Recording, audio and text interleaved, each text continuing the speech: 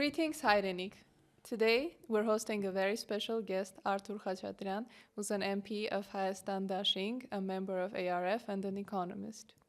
Thank you so much, Artur, for agreeing to this. Well, the pleasure's mine. Thank you. So, we would want to ask you first about the current status of the negotiations between Yerevan and Baku. Does the parliamentary opposition have the full picture? What do we know? What can we expect? Well, to start with, I wouldn't call the process that's going on between Armenia and Baku negotiations. Negotiations is usually implies that there are two parties who are more or less equal, who talk to each other in a goodwill, with the determination to come to a mutually acceptable solution. Here we have unilateral demands from Azerbaijan and unilateral concessions from Pashinyan, who then turns back to Armenian public and tries to sell his defeat as a victory to the Armenian public. And about your question, no, we do not have the full picture. The last time we saw the seventh or eighth version of the document that's being circulated between Yerevan and Baku. And then after we've seen these documents, we issued several statements. Actually, it was myself and three other my colleagues saying that it's not a peace treaty, it's just a capitulation agreement or capitulation statement by Armenia, unilateral concession document. Then in Baku there was a hysteria saying that how Pashinyan dares to allow the revanchists, us, to come to know what's being negotiated between Yerevan and Baku. And after that, Pashinyan, violating the law, says, you've seen enough, you won't say anything anymore. He doesn't have the right to do so. So when we sent another letter to Ministry of Foreign Affairs requesting permission, or not even permission, but access to these documents, they said we do not find it feasible to show it to you. Again, it's a violation of the legislation. We went to court, and so the first court proceeding will be on the 14th of January. But Pashinyan, a person who in 2018 said that no more deals will be cut in secrecy behind the backs of the Armenian population, will do everything transparently, now keeps the document confidential. I asked him at the National Assembly at a Q&A session saying that, well, you say 13 points have been agreed upon, so this means there's no secrecy about that. Why don't you publicize them? He says, no, I will not do that. It's against diplomatic decorum. Azerbaijan will be upset or will use that as an excuse to step out of the negotiation process. But what happened is Azerbaijan itself basically publicized everything. The second question was about the point that they haven't agreed upon yet. Initially they were talking about 13 agreed, 3 not fully agreed. Now the number of points has gone up to 17. And the more Armenia shows it's ready to concessions, the more Azerbaijan becomes aggressive. And now we have 17 points. And the 17 points is they want Armenia, official Yerevan, to negotiate, not with Baku, but with community of Western Azerbaijan on the terms of conditions of their return to their homes. Homes is in parentheses, of course. They also want Armenia to punish the criminals, again in parentheses, and they call criminals anyone who participated in the war. They want Armenia to change its constitution. Now they want Armenia to withdraw European monitors from the borders, so basically not to extend their mandate, which expires in 2 weeks. Again, to summarize all this, it's not negotiation. It's just one process of unilateral concessions to Baku. And I want to repeat once again, the more Armenia shows it's willing to go to concessions, the more aggressive Azerbaijan becomes, demonstratively humiliating Armenia. And we do not have the full picture, because because the government, violating the legislation, has denied access to it. I see. Well, what can Artsaksis expect from this process? Is there any realistic chance of realizing the right to return, or are their rights protected here? Well, it's a very, very good question. I don't think so. I don't think so.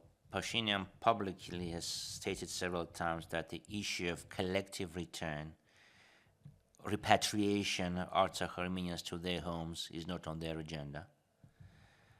They're not going to pursue that, unlike the government of the United States, many European countries. Today, Switzerland, the lower chamber of Swiss parliament has adopted a declaration, a statement, or passed a legislation actually that also stipulates the right of people of Artsakh to return to their homes. Pashinyan says no, we won't raise this issue at all because they think that it's a threat to Armenia's national security, because he thinks that in return Azerbaijan would require return of Azeris to Armenia. However, what we see is that Pashinyan doesn't say anything about the right of return of Artsakhs to their homes, but Pashinyan demands Armenia to open the doors and allow the Azeris to return. First, unlike Armenians who in 1988 from Sumgait, Mingechau, Ganzak, that they called Girova, but now they call it Ganja, the center of plain or of plain Nagorno-Karabakh, plain Karabakh, escaped from massacres. So they left all their belongings, they left their property behind them. Azeris in Armenia got full compensation. They managed to sell their houses, or they got other type of compensation when they left Armenia. So they left Armenia with full compensation. Now they want to return back and want their property. What property we are talking about? They, again, want to repeat this. They had gotten full refund or full compensation for their property. Second, when Azeris return back, I wouldn't be surprised if they settle compactly. And when they settle compactly, they can have local referenda and request to change the names of the towns and villages they live. Like, for instance, they can require to change the name of town Vaik to Azizbekov, Azeri Bolshevik. The town was renamed to Azizbekov during Soviet time. Or today they call several Armenian towns with Azeri names, like Basargechar, which is Vardenis, or Rapan, which is Kapan. And they will request to change the titles, names of the cities.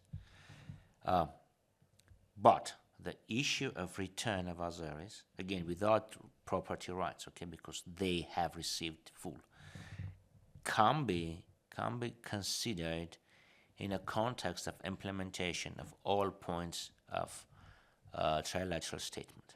Okay, like the people of Artsakh shall be given reciprocal right to return to Artsakh. They shall be their security and safety shall be guaranteed. They shall have a safe land access or bridge with Armenia altogether. So it shall be just a part of a larger game, of a larger puzzle. Okay. It shall be tied to the right of return, tied to the right of Artsakhs to decide on their own political status. Okay. It's not a standalone issue. If they want to return, Armenians of Artsakh shall get the right to return home. Armenians who used to live in Baku or Sumgait and Mingechar in Nakhichevan shall be given the right to return to their homes. But Pashinyan is dumb. He doesn't say anything about right of return of Armenian. Azeris keep pushing on Armenia, on official Yerevan, to open up the doors. But if Azeris return without this reciprocal right of Armenians to return to their homes, then the demographic situation will be changed. They will then require local self-determination or local self-governance, and that will be a real problem for Armenia. I see. Recently, Turkey named the so-called Zangezur corridor as one of their foreign policy priorities, and it is giving institutional reinforcements to the concept of Western Azerbaijan. What sort of implications does this have for Armenia, and how are we counteracting these threats? What can be done? Well, yeah, you are absolutely right. Recently, the representation of Western Azerbaijan was opened in Izmir, Zmyrnia. Turks and Azeris. Okay, the doctrine is one nation, two states. So they are divided in two states as they claim, but they have the same national or ethnical goal, being united. They've been pushing for this corridor even since Soviet Union.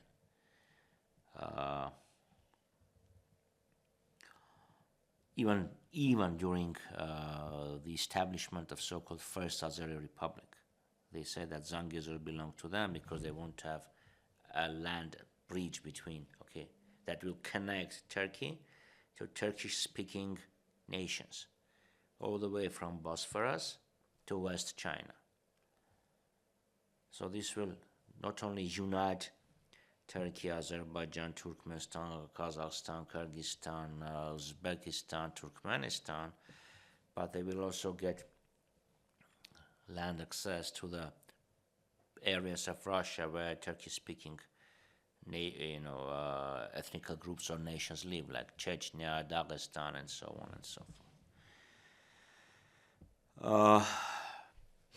And we understand what will happen to Armenia if we are cut off from Iran. Okay, so Armenia is being blocked by Azerbaijan on the east and southwest and west by Turkey, and then Nakhichevan and then Azerbaijan. So we are blocked from full east and full west. The only passes or routes that connects Armenia to the world pass to north through Georgia, but you know that the relations between Georgia and Russia are not as good as you would like to see. And then it goes to Black Sea and then Ukraine. It's again dangerous places these days. The only reliable route we have is through Iran, notwithstanding the situation in Middle East these days. But if we are cut off from Iran, this will mean that we'll be dependent only upon Georgia, which is very, very, very risky. And the road from Georgia to Russia, our major trade partner, passes through this something called the Lars Pass, which is a high mountain pass, which during the winter, not only winter, but also early spring and late fall is very frequently closed because of climatic situation, because of weather. Plus, we'll be surrounded by the by Turkey and Azerbaijan. And it's obvious that Turkey and Azerbaijan will target Syunik. Now, shall Armenia open the road? Well, not corridor, but a road. When I say corridor, I mean Armenia. When I say not corridor but a road, it means that Armenia shall retain full sovereignty over this road. In return, Azerbaijan and Turkey shall open up other roads and infrastructure. But the major issue is that the issue of Syunik, the road through Syunik, again shall be discussed in a broader context. Azeris and Turks refer to the 9th point of trilateral statement between Armenia, Azerbaijan, and Russia, which says that Armenia shall allow passage of goods and people from western parts of Azerbaijan to Nakhichevan, and the Russians shall ensure safety or something like that. There was a similar passage about the Lachin corridor. Now, if Azeris want to travel by that road from West Azerbaijan to Nakhichevan, western parts of Azerbaijan, to be correct, to Nakhichevan, because Western Azerbaijan is part of Iran. That's what I said to be correct. This means that we shall get the same right on the Lachin, and Armenia shall have the right to return to Karabakh, to Artsakh. Okay? So again, it's not a standalone issue. It shall be discussed in a context of a larger issue, which is the right of return of people of Artsakh to their homes. I see. Plus, Azerbaijan again shall open up all the roads. For instance, the road from Ijevan to Azakh, and then to Ganzak, and then to east or to north to Russia. Turkey shall open up the borders that it has closed since 1993. I mean, the road connection from Markara, or rail connection from Gyumri to Kars. I see. So a more comprehensive. Yeah, it shall be a comprehensive solution. Okay. So Azerbaijan, what does Azerbaijan do? Okay. From a larger picture, from a larger issue, they just separate a sub-issue which is important to them and which is risky to Armenia, and presses on Armenia to go to concessions on that very specific issue.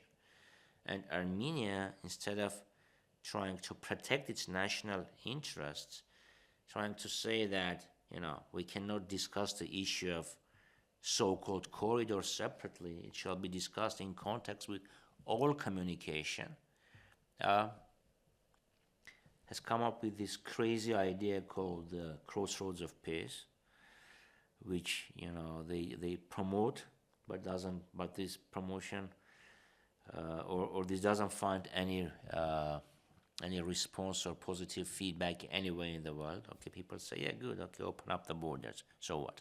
Okay, no one sound in mind will say, yeah, we are for closed roads. Okay, they say, okay, open the borders. You want sovereignty? Okay, retain your sovereignty. No one can argue against that. Okay, but again, it shall be solved in a larger context. I see. We've seen recently that Baku has increased shipments of arms from various countries. Israel mainly. Israel and Turkey. Yes, mainly Israel and Turkey. What do we have in terms of military strength to counteract that? Is our state of military now better than it was in November of 2020? What's the trajectory? Well, the military budget of Azerbaijan for 2025 is more than $5 billion US. Armenia's military budget is about 1.5 billion. But we shall take into account that Armenia has lost much of its military potential after this 44-day war. And I'm not talking about weaponry and ammunition. I'm also talking about young men and women. I'm talking about experienced officers. So I don't think that today Armenia has reached to the same military potential that the country had on the day when Pashinyan was elected as a prime minister in May 2018. Plus, yearly Azerbaijan has dozens of military exercises. Internal military exercises, international military exercises, mainly with Turkey and Pakistan, and also multinational military exercises, like they had in Kars last year, when about 20, when armies of about 20 countries have participated. So this also increases the military potential of Azerbaijan. But since we do not have military exercises, our potential doesn't increase, or the professionalism of military of the servicemen doesn't increase. Other than that, we shall take into account that Azerbaijan is not alone. We are talking Azerbaijan and Turkey. After this awful campaign in July 2020 that Pashinyan glorified to universal extent. You know, you remember that what I'm talking about, okay? About a small position in northeast of Armenia, bordering Azerbaijan, and after that he had this show in Sardarabad with more than 70 people getting decorated with the highest degrees of honors. Other than that, after that, Turkey and Azerbaijan signed or strengthened their military ties. Few months ago, Erdogan openly said that they had entered Nagorno-Karabakh. So we are talking about not Armenia versus Azerbaijan, but Armenia versus Azerbaijan and Turkey. So Armenia, to survive, has to have an alliance with a third party that can guarantee the safety and security of Armenia. But Armenia has damaged significantly its relations with CSTO, which is collective security treaty organizations, mainly Russia, but failed to establish decent relations with NATO or any other country. Okay, I haven't seen any statement from NATO saying that NATO will protect Armenia if something happens. Well, we've heard lots of words, okay, about the safety and security of Armenia, warning Azerbaijan not to use force against Armenia, but we had seen that before the 44 war too. Okay, all the international community was calling on Azerbaijan to refrain from using military force, but did Azerbaijan listen to them? Of course not. Do we have any guarantees that Azerbaijan will listen to them today? No. But the government, again, I want to reiterate that, has failed significantly to establish military relations with other countries. Okay, we lost our allies and we failed to get new allies. That's a problem. And many times, and on several occasions, I've said that Armenia's military defeat was preceded by Armenia's diplomatic defeat. And that's because Pashinyan sabotaged, torpedoed the whole Minsk process. He was in office for 2.5 years before 44-day war broke out. He met with Aliyev only once under the auspices of Minsk Group co-chairs, and 6-7 times he had separate, highly confidential meetings. What they've talked about, what they have agreed upon, is still confidential. But a few hours before the 44-day war broke out, Aliyev leaked very serious information about what Pashinyan had promised him to do. And Pashinyan, by the way, didn't deny that. He just said that it's not good to disclose confidential information. Funny indeed, funny, if not disgusting. True. So we discussed a comparison of the military budgets planned for 2025. If we look at Armenian economy on a larger sort of look at it and more comprehensively, what was the situation in 2024 and what is the budget outlook for the next year? Well, yeah, basically, Armenia was one of the countries that had suffered significantly from COVID in 2019 and 20, actually 20, and because of war. So we had a decline in in GDP. In 2021, we had pretty modest increase of economy compared to the peers, compared to the countries in this region. In 2022 and 23, we had a pretty substantial, impressive economic growth. But this economic growth cannot be attributed to intrinsic factors, to local factors. It's fully attributed to external factors, more precisely, sanctions against Russia, economic sanctions against Russia. So Armenia became a transit hub for goods, money, and people. Okay, to give a clearer picture. Like Russian banks were cut off from SWIFT. So to transfer money out of Russia, Russians would use other transfer systems to transfer cash to Armenian banks and then from Armenia to other countries using SWIFT.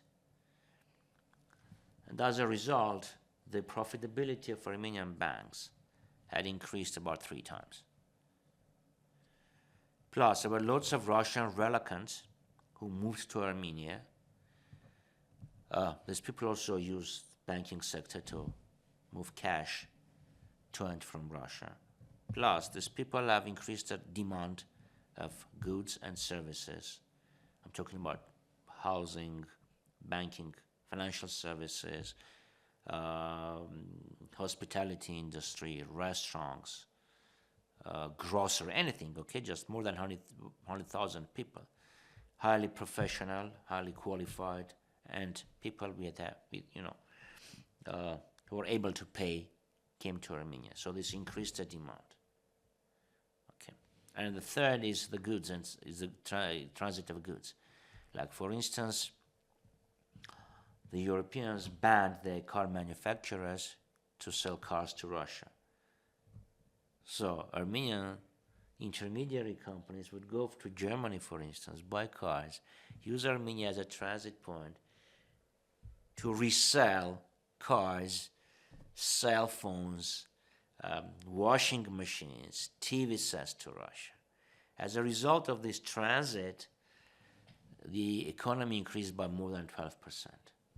In 2023, this went down, but Armenia became the transit of gold. Okay, so Russians would export their gold to Armenia, and from Armenia would re-export it to United Arab Emirates, to Dubai. So this contributed to economic growth of more than 8% in 2023. This year initially it was planned to have from 7 to 9% economic growth. The government expects that the economic growth would be less than 6%. So this means that all external favorable factors, or the impact of external favorable factors, is going down. This means that Armenia's economy is facing rough landing.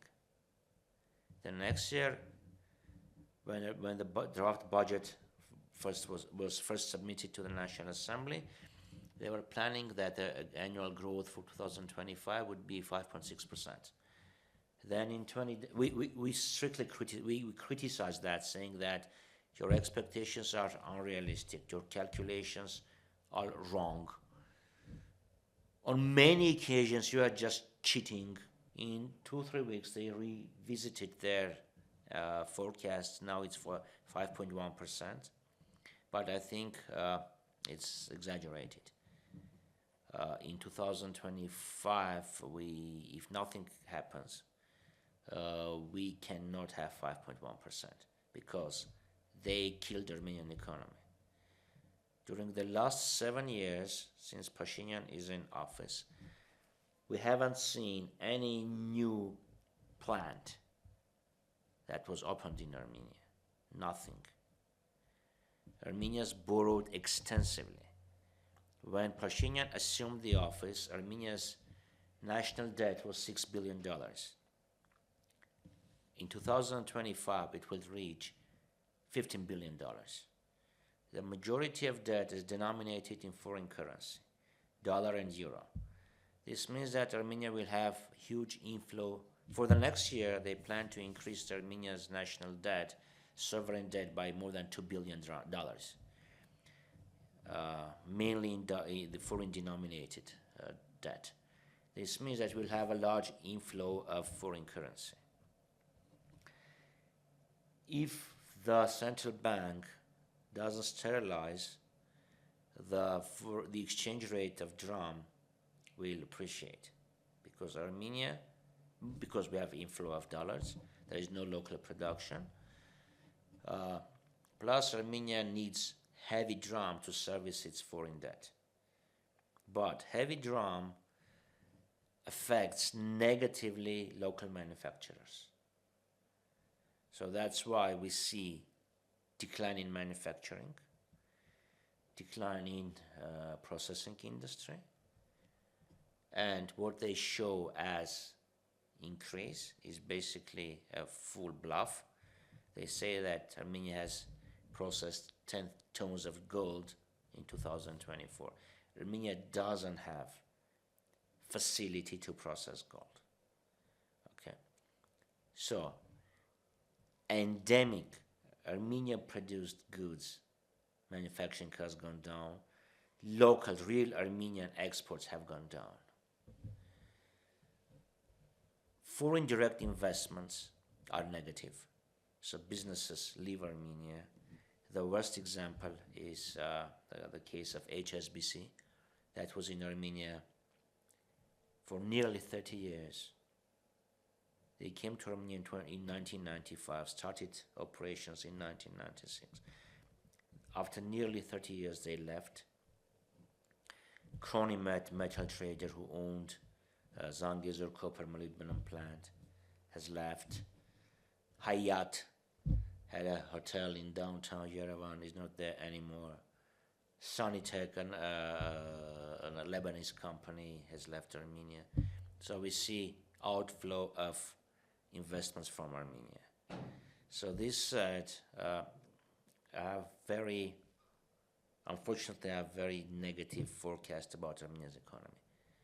And by the way, when we talk about the forecast, if you compare the growth perspective or the forecast of growth by the government and by the IMF is much more conservative than the government. So this is a problem. The other risk is that if the government fail to guarantee at least minimum level of production, the inflation can be a real serious problem. Because today we see that, okay, the statistics show that the inflation rate is nearly zero, but the grocery items have gone up, the prices of grocery items have gone up significantly. Yes, we can feel it definitely. One final short question. Please. Baron Khachatryan, are you a revanchist? Yes, I am. Okay, me too. Thank you so much for such a impactful and comprehensive conversation. And we hope that you will come on Hygienic again. Well, sure. Sure. Thanks for this invite. It was a genuine pleasure talking to you. Yeah, for me too.